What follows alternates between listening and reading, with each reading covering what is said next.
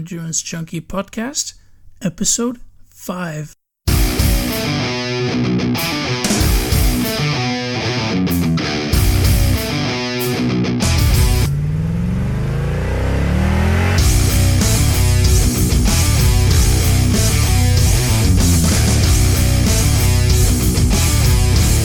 Hey Junkie, thank you for joining me for another episode of the Endurance Junkie podcast, the show where I will be interviewing some of the fastest, smartest, and most inspiring people active in the endurance world today. Now today's guest is the CEO of the Challenge family series of races. It's Felix Walchshöfer, and besides being CEO of the Challenge family, he's also race director of the largest Iron distance triathlon in the world, Challenge Roth in Germany. Felix, thanks for taking the time to chat to us here today. To start things off, can you tell us a bit about yourself, your own background, and if you're still the undefeated table running world champion? Yes, I was able to defend my title this year in Roth against Mirinda Carefree. So that was pretty exciting. However, I have to say Mirinda was pretty fast and had quite a good technique, so it was pretty close that she actually beat me. About myself, I am 34 years old. I have grown up here in Roth, Germany, and we had the first triathlon going on here in '84. When I was 4 years old, and my parents were involved in the triathlon since the beginning. My father was the announcer, did the marketing. My mom was handling all the media and press for the event, and so I kind of grew up with triathlon here. And then over the years, Detlef Kühnel, the best friend of my dad, who organized the event in 2001, he asked Dad to take over the race. Until that time, my dad was responsible for tourism in Nuremberg, and he quit his job there with the city and took over the event.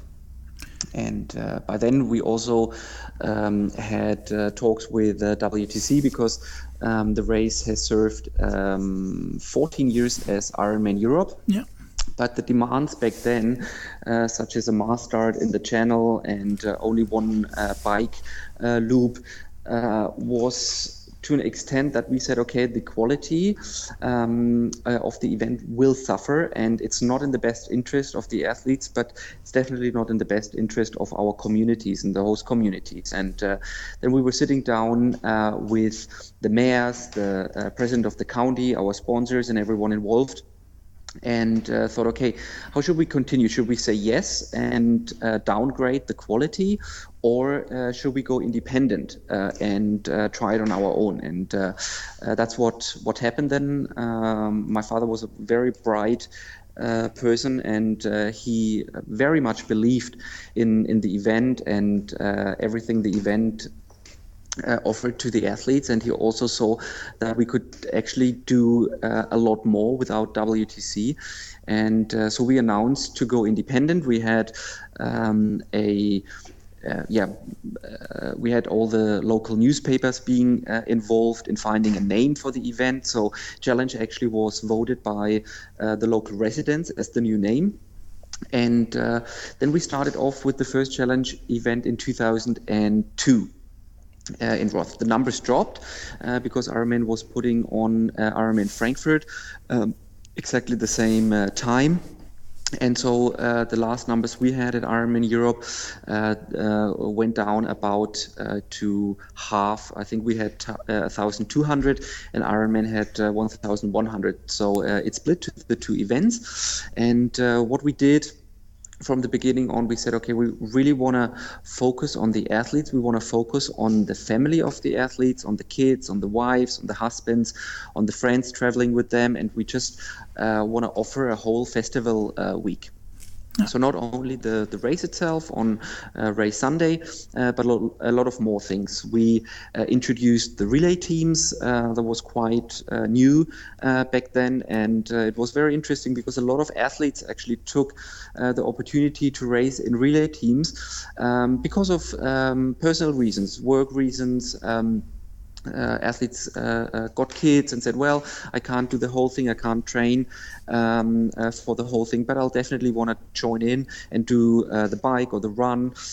We had a lot of runners and cyclists joining in through the relays, and what was very, very interesting, a lot of locals picked up the opportunity to finally be able to race in the event without having to do the full distance. And that helped us a lot. In 2002, we were able to prove that without Ironman and with our own name, we can deliver an exceptional race. The athletes loved it. The prices went down significantly for the athletes, and they enjoyed the whole festival atmosphere that we created in Roth. And that was built up over all the years until now, where we start on Thursday with a big media conference. We start the expo and open registration on Thursday. On Thursday evening, we have a welcome party with our sponsor Erdinger, where all the pros and everyone who wants joins in dirndl and leather trouser. It's quite a neat get together and a welcome function for all the athletes, especially the foreign athletes that arrive really early to Roth. Yeah. Then the same night we have the fun run coming in. It's about a 11-kilometer run from Hilpolstein to Roth. A lot of locals and family members of the athletes join in. On the Friday we have the big pasta party. We have a special welcome function of the city of Roth. We have a huge rock concert after the pasta party on the main market square with about 10,000 visitors coming. On the Saturday we have the junior challenge for the kids and sprint distance. We have the challenge women with over 2,000 women competing. We have the bike check-in and a big party out on T1. The whole afternoon.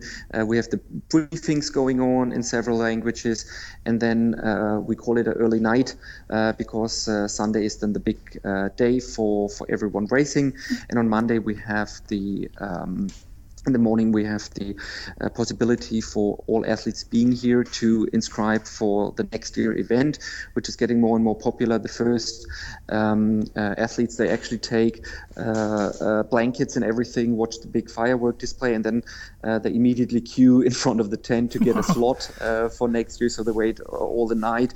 We begin with serving breakfast, coffee, muffins, everything at 6 o'clock in the morning for them, and then on 10 o'clock we open registration. At 11 we have the award ceremony going on, together with the award ceremony for the German Championship, and then in the afternoon we have a separate award ceremony for the Firefighter World Championship, and then in the evening we have a massive volunteers party where we have about 3,000 of our 5,000 volunteers coming to the main marquee.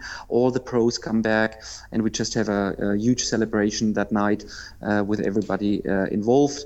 And then a couple of days later we have a second volunteers party in Hilpolstein, where we cater for all the volunteers who come from the southern point of the county.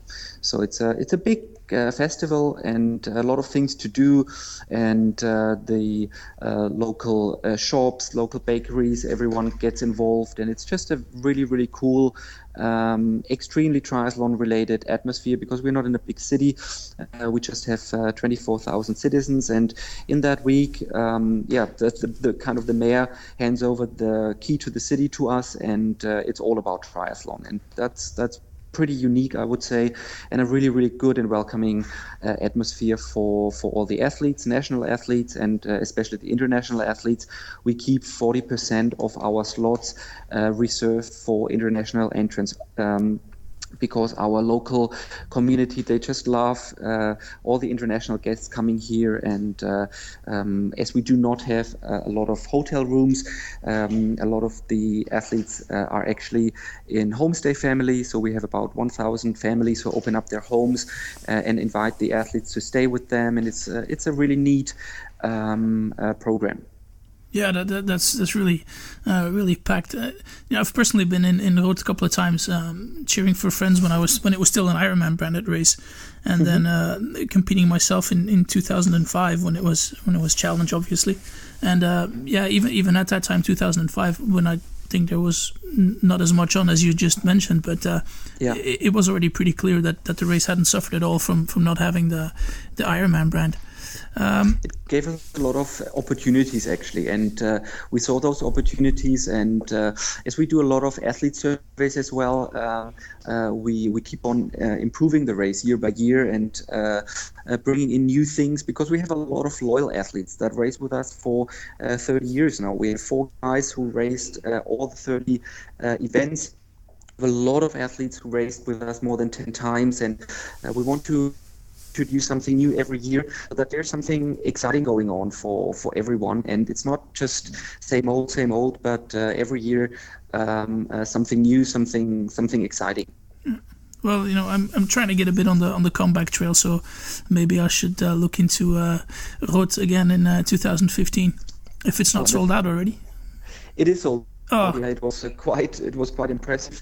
The slots were sold out. The relay contingent was sold out after 34 seconds, and the single slots were gone after 53 seconds. So it was pretty impressive, and we're very grateful for our timing partner, Mika Timing, who also does the entry system.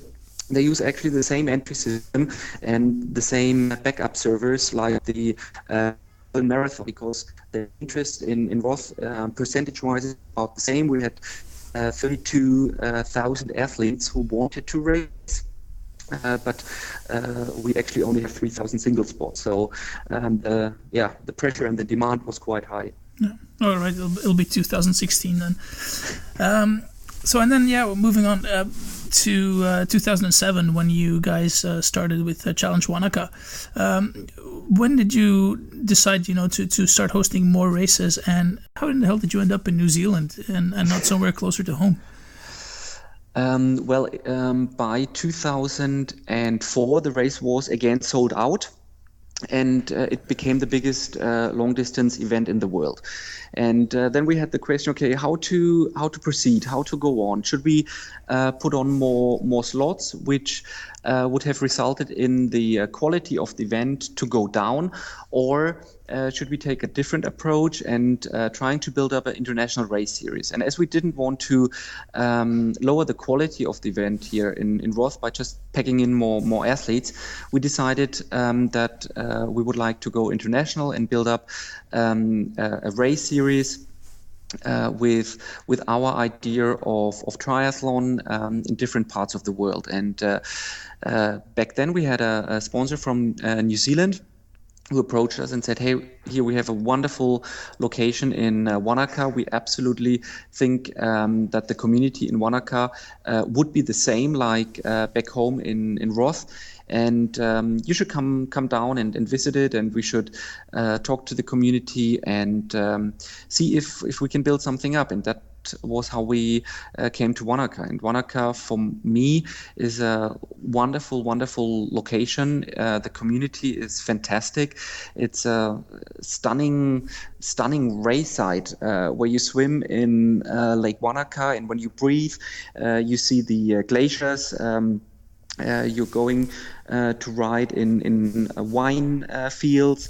You have a very nice run course, and I did the race twice myself and absolutely loved it. And this is how we ended up in Wanaka before we then came back to Europe. Yeah, all right.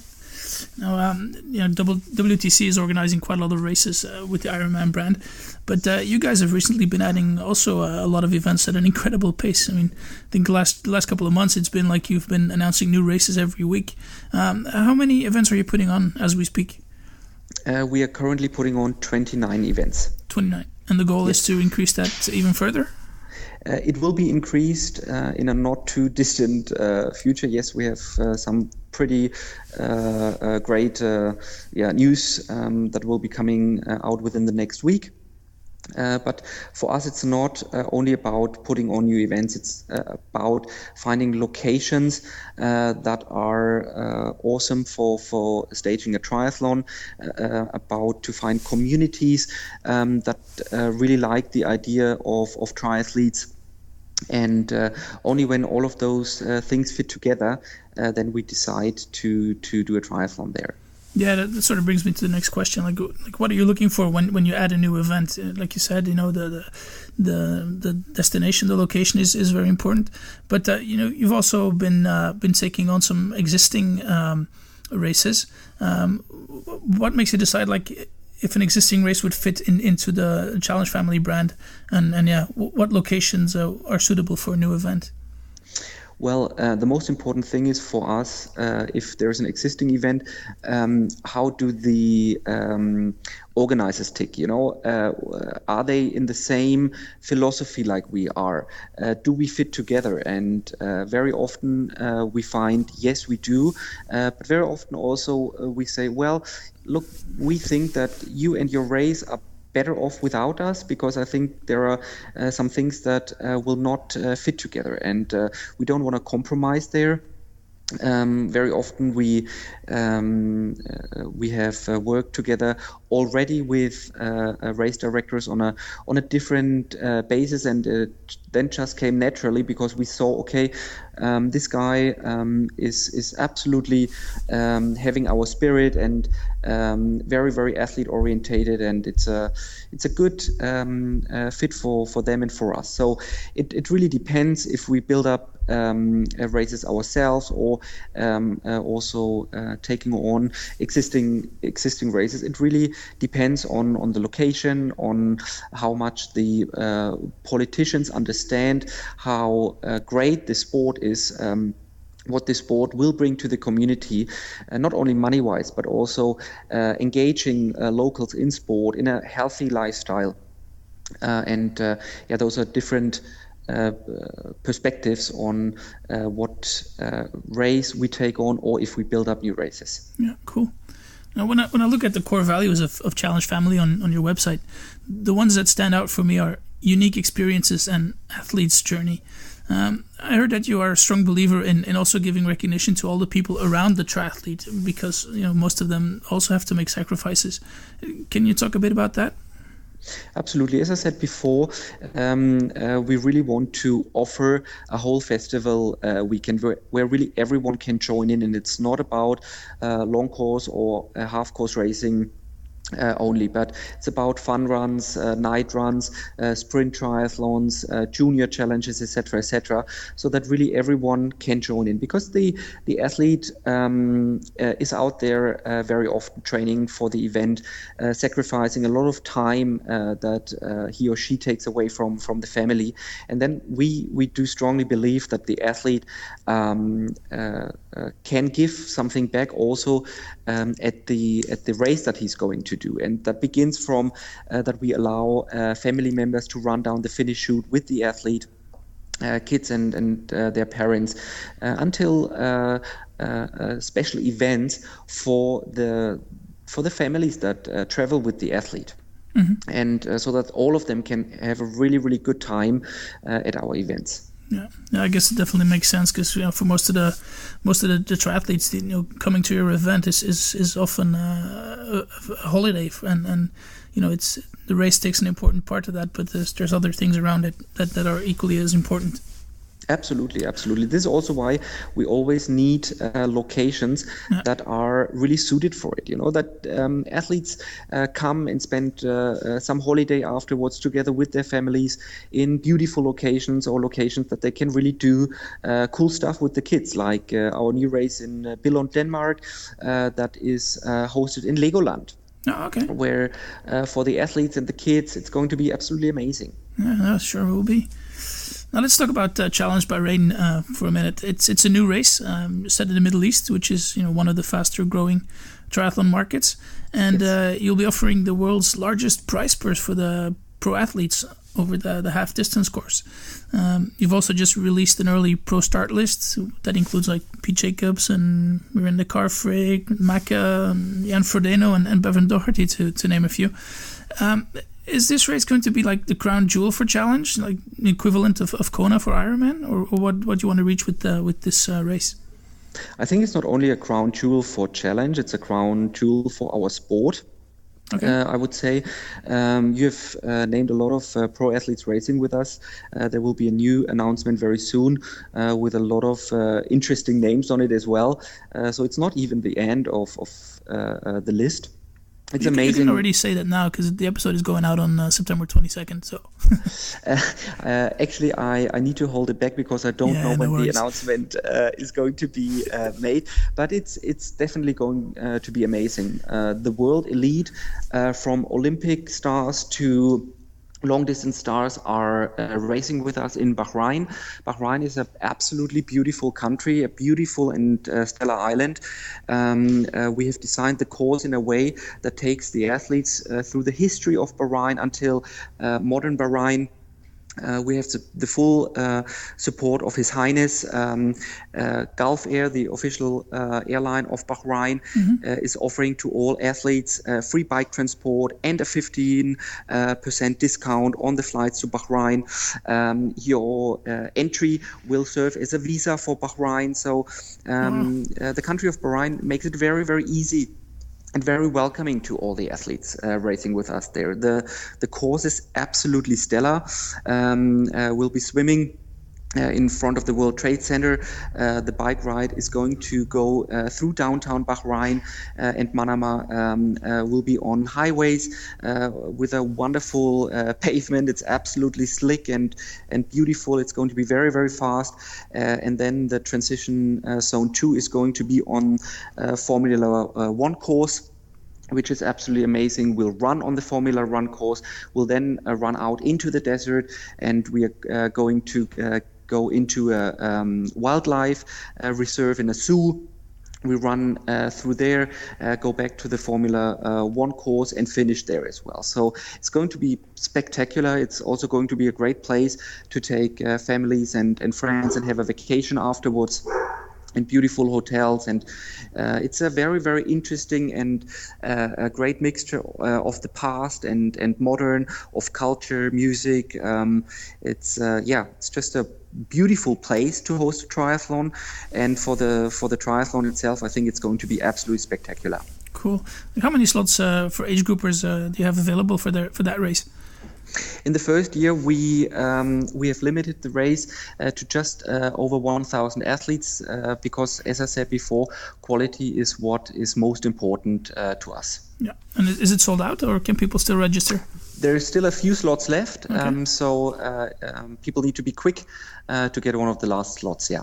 Yeah. All right. I'll definitely make sure to put the race website on in the show notes so that people can enter if they want to. Perfect. All right, so what's next for you? Because you've raced Challenge Monaco a couple of times. You mentioned that before, and I think you did Roth for the first time this year. Yes. How did that go?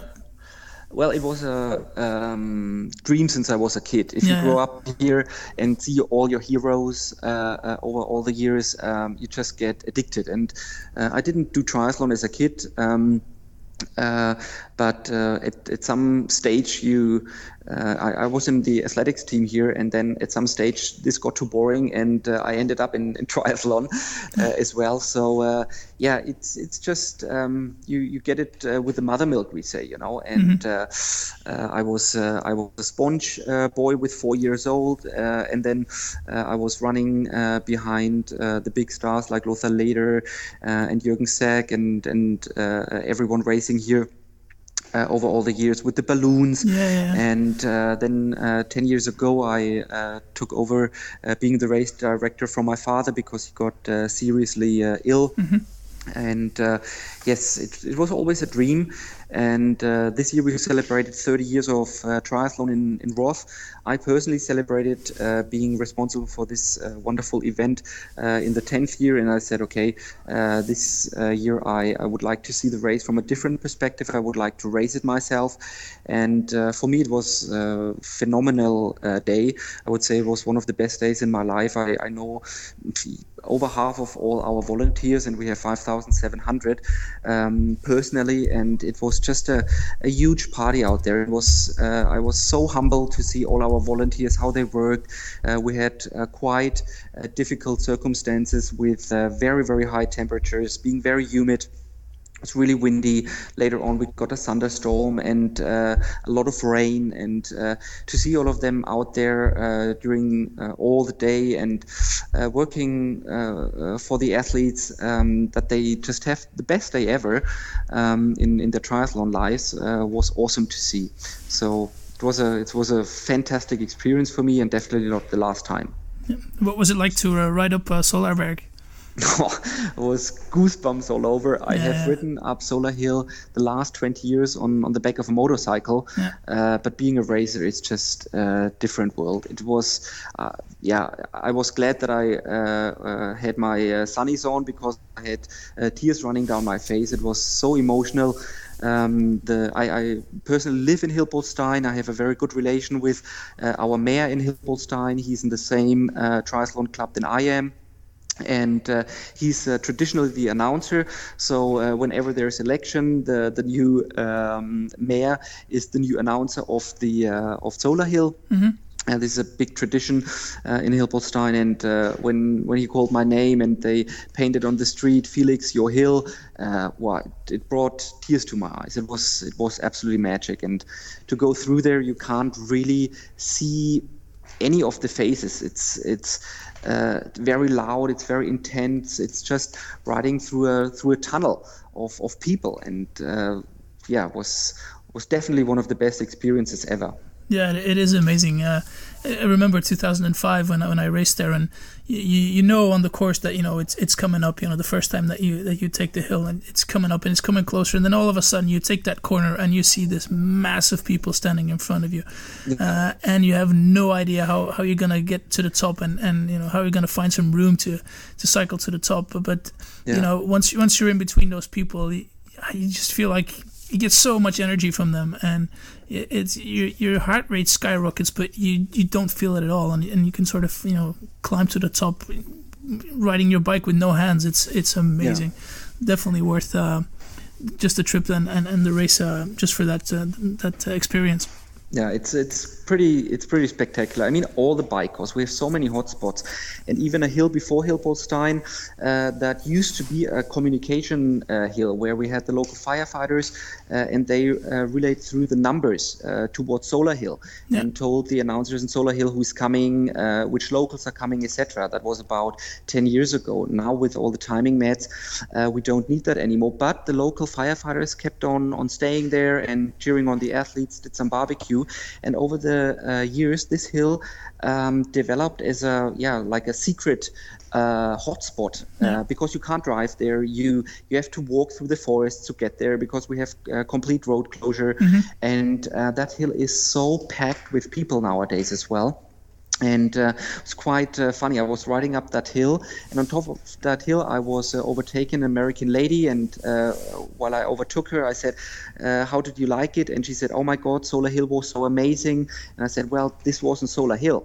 And she said, "What do you mean?" And I said, "Well, you're just approaching Solar Hill." She said, "I thought that was Solar Hill." And I said, No, it's not. It's just a little hill before Hilpoltstein. So wait until you see the big one. So it's we have so many different hotspots, also very, very small things going on in the little villages where families and their neighbors come out with the pots and the beer mile is quite nice as well, huh? Exactly. Beer mile is great. Grading is fantastic. Eisölden is very, very neat. It's a local bakery who puts on a hotspot, and they do pretzels in the form of swimmers, cyclists, runners. They do huge cakes with the challenge logo. They do personalized cakes with names of the athletes that stay with them or stay in that community. And it's very, very neat what the people do here. And the great thing is, and I think that's really the secret of Roth, that the people feel that this is their race. It's not the race of Team Challenge or Felix Walchshöfer or whoever. It's their race, and everyone gets involved either as volunteer, homestay family, spectator. And that's, I think, the uniqueness of this event, that we are a big part of the community here, and everyone is proud about the event. Yeah, awesome. You're giving me goosebumps. And you sure you can't get me in for next year? I'll be there in 2016, no problem. Okay, wonderful. Well, thanks for taking the time to talk to us, Felix. Maybe can you share one last thing, how people get in touch with you if they want to? Absolutely. Just drop me an email on felix@challenge-family.com. If you have any questions, happy to answer those. All right, Felix, we were recording this part here a couple of days after our initial interview because you guys recently released a statement that you, Challenge Family and REV3 are joining forces. Now, I just have one simple question. Tell us all about it. Yeah, we are very, very thrilled about the decision from REV3 and Challenge Family to go into the future together. REV3 have built up a very, very good and quality series, especially in the United States and Mexico. And we've always got along very well with each other over all the years. And in the beginning of the year, we intensified the talks whether or not it would be a good decision for the both of us to maybe join forces, and we saw Charlie and his team sharing absolutely our visions of the sport, of the future of the sport, and we were very, very delighted when we then both finally said, okay, let's give it a try. It's a very, very good fit. It will be good for the sport, and now we announced that REV3 will merge together with us. Beginning next year, we will have most of the REV3 races under the Challenge label. However, there will be still REV3 races in the United States, and we are absolutely delighted that Charlie and his whole team will stay on board and will work together with us into the future. Cool. So if I'm correct, there will be still REV3 races put on, and then some of the races will be Challenge races.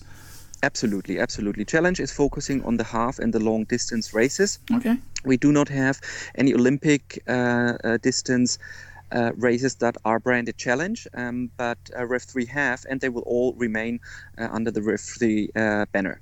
Okay. Now, one of the problems that REV3 was coping with was finances, I guess, because they at a certain stage they announced that they were going to stop all pro prize purses. Is that something that's going to be rolled out again? We will have meetings about that, and we will have an announcement by December for the pro prize purses for next year in the American races. The challenge races that have happened and are happening now, nothing is going to change with them, also not for the future.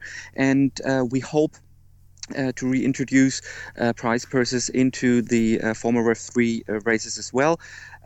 We are in talks at the moment, and we will have an announcement latest in December. All right. Okay, well, perfect. Thank you very much for this short addendum, Felix. Much appreciated. No worries. Take care. Thanks. Bye-bye. Bye.